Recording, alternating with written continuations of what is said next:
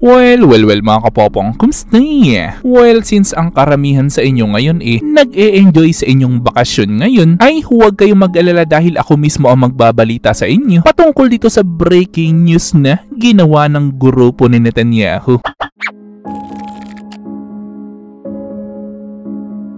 Well, para pala sa mga hindi nakakaalam, ay sinabi kasi ni Netanyahu na nasa second stage na sila ngayon ng mission nila sa Gaza. Pero ano nga ba itong second stage na ito? Well, basically, ito ay patungkol sa totoong malawakang ground operation na gagawin nila sa Gaza. So, ibig sabihin yan kapag ang karamihan sa grupo ng sundalo ni Netanyahu ay nakapasok mismo ng Gaza, ay syempre lilimitahan na nila syempre ang pagpapalipad ng mga missile nila doon. Pero hindi naman ibig sabihin yan hindi na nakamonitor ang mga surveillance camera ng Israel dyan. Yes, mga kapopong, in case na kailanganin ng Israel itong mga missiles nila, na kahit pa nakapasok na ang mga sundalo ni Netanyahu sa Gaza, ay still ready to action yung mga missiles na yan kahit ongoing pa yung ground operation nila sa Gaza. Pero alam niyo ba sa kung bakit pati itong si US President Biden sinabi niyang huwag muna ituloy ni Netanyahu ang ground operation nito sa Gaza? Yes, mga kapopong, kahit itong si Biden ay nais niyang huwag munang matuloy yung second stage na plano ni Netanyahu. At alam niyo ba sa kung bakit? Well, marami kasing mga civilian ngayon na nasa Gaza na sabihin man natin na hindi sila miyembro ng grupo ng Hamas, ay actually nagsabi ang ilan sa kanila na mananatili sila sa Gaza at handa silang harapin ang mga sundalo ni Netanyahu upang maprotektahan lang nila ang mga lupain nila doon. Yes, mga kapopong, patungkol nga sa mga civilian ang tinutukoy ni Biden sa kung bakit pati siya nangangamba patungkol dyan sa ground operation ni Netanyahu, which is ang magiging resulta kasi niyan totoong mas dadami pa kasi ang pwedeng sumakabilang buhay na mga civilian sa Gaza, dahil alam nyo naman na ang lahat na magtatangka na lumaban dyan sa mga sundalo ni Netanyahu ay hindi sila magdadalawang isip na kunin na rin ang mga buhay ng mga yan kung manglalaban man sila, na alam nyo naman siguro. At base na rin sa statement ng mga taong pinakawalan ng Hamas, ay sinasabi nila na hindi sila makapaniwala na yung tunnel pala na ginawa ng Hamas sa ilalim ng Gaza hindi daw pala isang pangkaraniwang tunnel lamang, kundi para daw isang syudad na nasa ilalim ng lupa. Or in short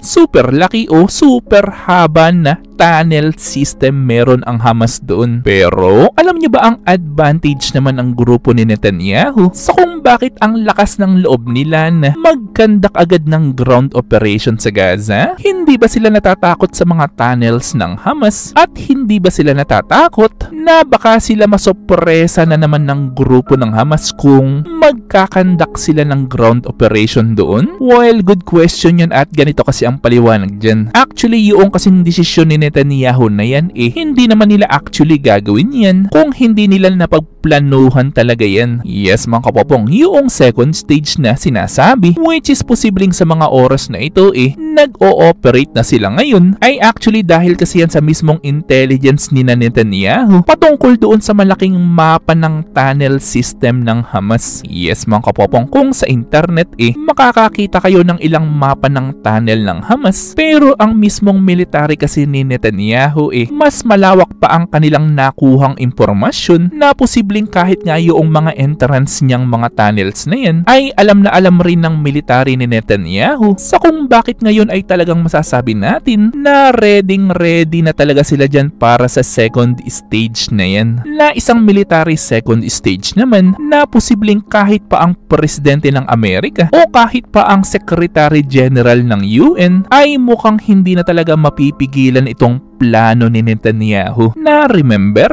na yung kasing pagpapalitan ng mga prisoner o prisoner exchange na ninanais ng ilang tao upang matigil na yung gulo na yan, ay actually mukhang yung idea na yan hindi na nagugustuhan na mangyari pa ni Netanyahu. Yes, mga kapopong, mukhang yung pagpapalitan ng mga tao sa Gaza at Israel mukhang hindi na talaga magaganap yan dahil na nga rin doon sa other plan ni Netanyahu. Well, kaya itong malawakang ground operation nila let's face the reality na mukhang 50-50 pa ang magiging chance kung maibabalik pa ng buhay ang mga tao na kinuha doon sa Israel. Well, kaya kahit sabihin palang military ni Netanyahu na kaya nilang ubusin ang grupo ng Hamas and at the same time ay maililigtas nila ang mga kinuhang tao, pero ang mismong mga pamilya kasi noong mga taong hawak ngayon ng Hamas medyo tagilid o hindi naniniwala dyan sa sinabi ng side ng grupo ni Netanyahu. Pero ang tanong ko naman sa inyo ngayon ay sa tingin nyo ba